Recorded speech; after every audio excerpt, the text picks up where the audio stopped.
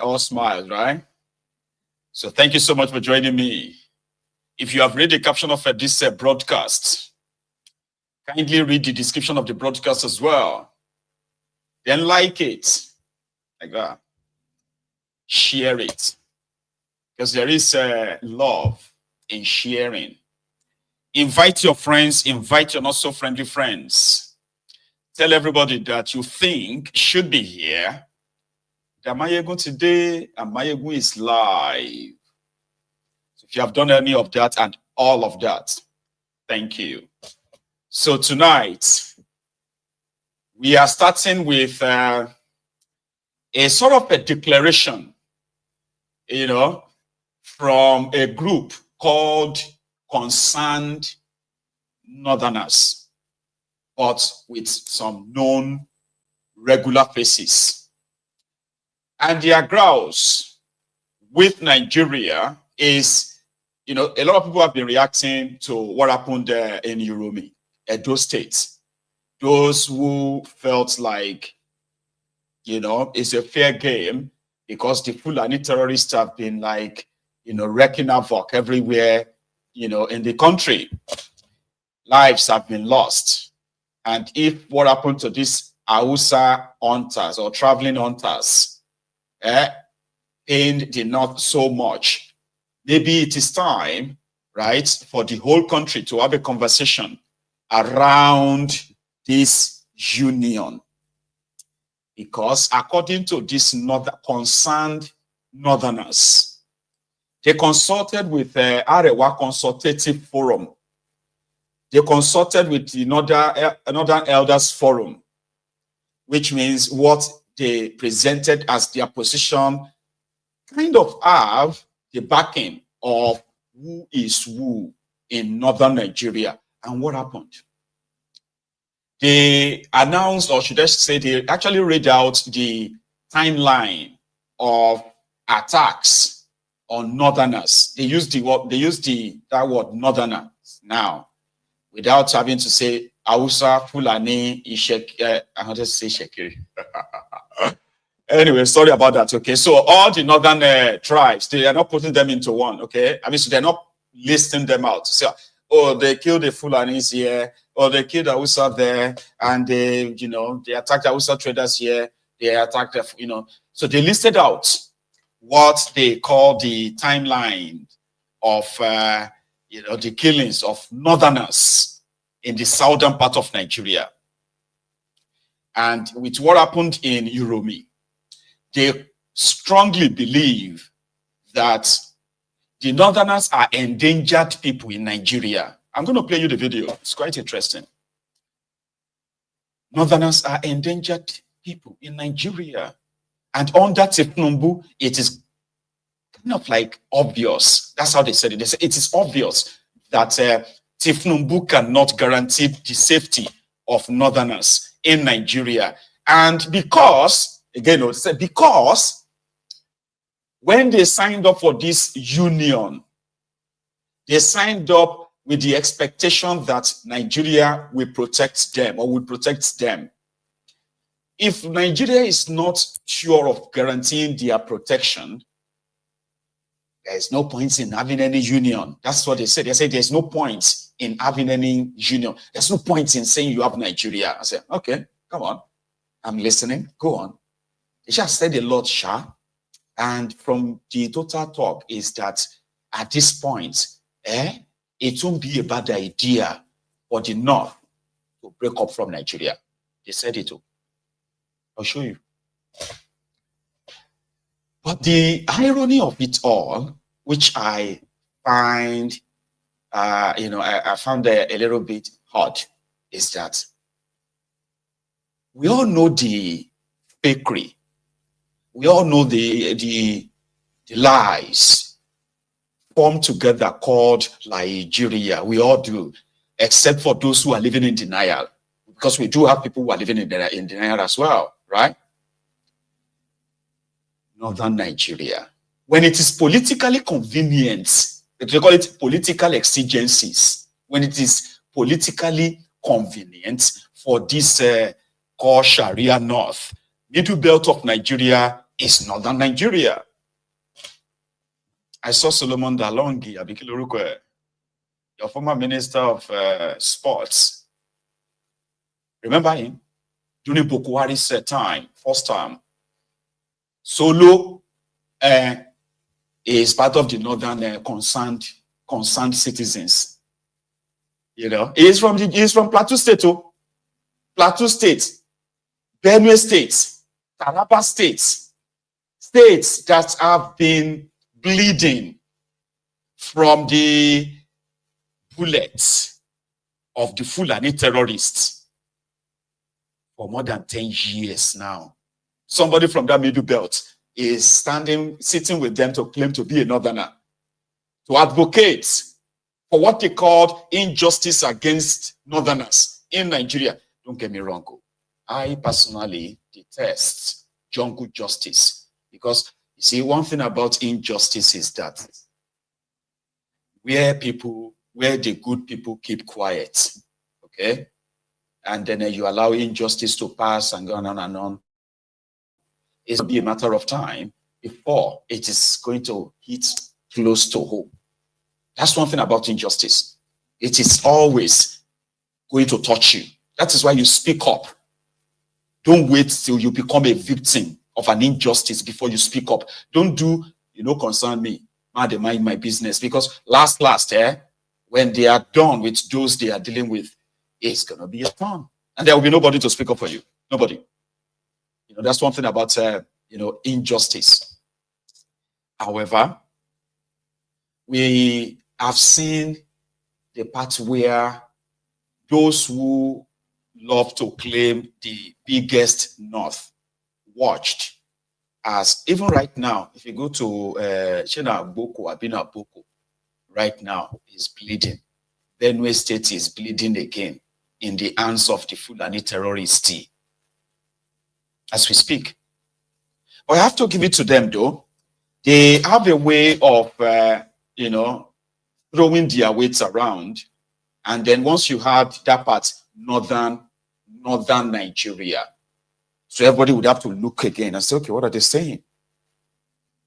That's why I'm going to take you through to what, Ajia Najatu, that woman that said a lot about El-Rufai, APC, Egbekegbe Tifnubu and all that. I think she's the Shia lady, I mean, woman lady. Auntie Ajia, Aduranya Gbamao, she gets, we have to break up this contraption. Nigeria cannot protect all of us anymore. She gets Auntie Ajia Najatu. Let me show you what their meeting was all about before we proceed. Because on this side, there is another mental. The APC, Egbekegbe chairman in Edo State, that one too has called a press conference to tell the whole world that the Hausa farmers killed in Urumi, they were not killed by mobs. They were killed by PDP. Their intention was to make the state ungovernable for Monday Okodoyo. We'll come to that one. First, northern concerned citizens. Please. So again, let's apologize for starting behind schedule. This is just because of the systemic challenge every Nigerian is facing. Otherwise, by our orientation, we would have rounded up in here. You are once more welcome. This is a press briefing by concerned northerners who, after observing the trend of event nationally as it affects our collective existence as a country, we decided to come together. The feeling, the aspiration, and the thinking of the people of the 19 northern states as we view it. The text is going to be read by our mother, Hajia Najatu Mohammed. Hajia, Bismillah. Ladies and gentlemen of the press, this is a press conference organized by concerned Northerners. The nation woke up on the 28th of March to the horrifying news of a gruesome massacre in which about 16 people from northern part of the country were massacred in a very savagery manner that is reminiscent to the barbarism of the old Roman Empire.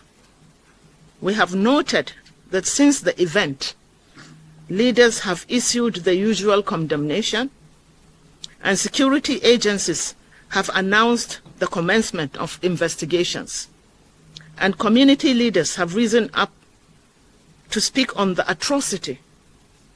But even as this was happening, some reckless parochial local champions have continued to insult the North and deride its people, fabricating lies and spreading mischief on the incidents. This is a very familiar scene in the last 2 decades. We are here to tell Nigerians that this incident is one too many and will no longer be tolerated.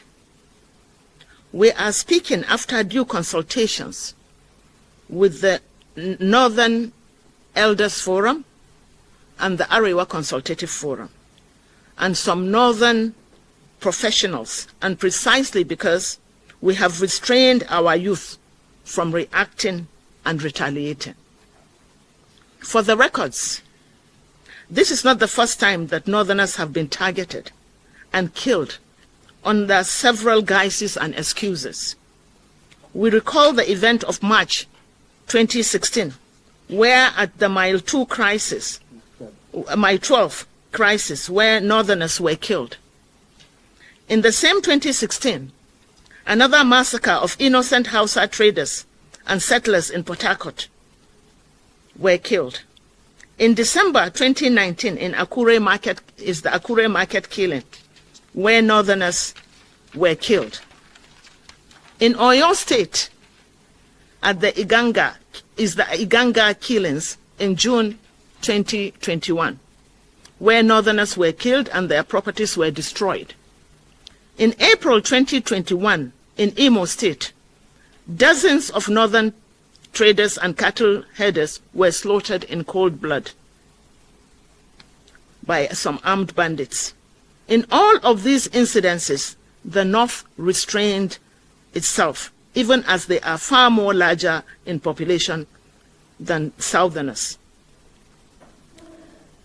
In all these incidences, the North restrained itself, even as they are far more larger populations of these Southerners enjoying in the North. They are growing their businesses, making money off Northerners, all without any form of harassment. The North is not stupid. We can no longer allow a situation where our people are hunted down like game, while the same tribes are welcomed in the North, enjoying hospitality and making money off Northerners. This government and the ones it succeeded have also shown that they neither have the will or the capacity to deal with the threats to human life in Nigeria. The country has become a killing zone as they sit there and supervise the sharing of national resources meant to provide for the welfare and security of our citizens. As a result, citizens daily face precarious hazards as they work hard just to eke a living. In other words, our governments are in the habit of ignoring their constitutional duties and taking care of themselves and their fantasies, while citizens who voted for them in the first place rot away in penury and anguish as if they have no conscience at all. This is, to say the least, is a political blasphemy, and it has its consequences. As certain as death, it will come when it will come. We therefore need to remind this government that in the hierarchy of human needs, human life comes first. They have sworn to the Constitution of the Federal Republic of Nigeria, which categorically and explicitly stated that the purpose of governance is the welfare and security of its citizens. We need to remind this government that they are here basking in power courtesy of the votes from the North. We need to remind this government and its security agencies that their excuses for their failure to secure this country has long been unattainable, and citizens will not continue to take these excuses kindly. Finally, these killings of Northerners and the deriding of the North have aggravated and amplified the national question. If Northerners are still citizens of the Nigerian state, then they must be accorded the rights and privileges of citizens in any part of the Nigerian Federation. If, however, the Nigerian state is not willing or ready to accord Northerners their rights and privileges as citizens, then Northerners will have no option, will have no obligation towards the Nigerian state. The Nigerian state, like any modern state, is sustained by the social contract, like as John Locke's theory of social contract says, and I quote, that held that the obligation to obey civil government under the social contract was conditional upon the protection of the natural rights of each person, unquote. So if the state should fail, we have no obligation to obey or even continue the union. The North has continued to make sacrifices to keep the union. It looks like it is time to throw in the towel. Exactly, Ajia. But let us try and, break this down a little bit. Ajia believes that the social contracts that the Northern Nigeria or the people of Northern Nigeria have with Nigeria is, one, to protect them and accord them the citizenship, fundamental human rights of this and that. So she went on to list the prominent attacks on Northerners, especially Northern traders, according to her, in the southern part of Nigeria, like market, fights, tribal, this, all that stuff. She listed on how many times the Northerners have come under attacks in the south. And God, I indeed empathize with them,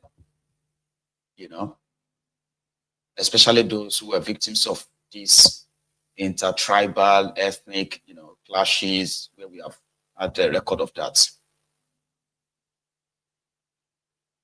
But in Nigeria, a place where indigenous people were subjected to these violent lives, which is not of their own choosing, by the Fulani terrorists in the southern part of Nigeria, including the middle belt part of Nigeria, including as we speak right now, at what is happening.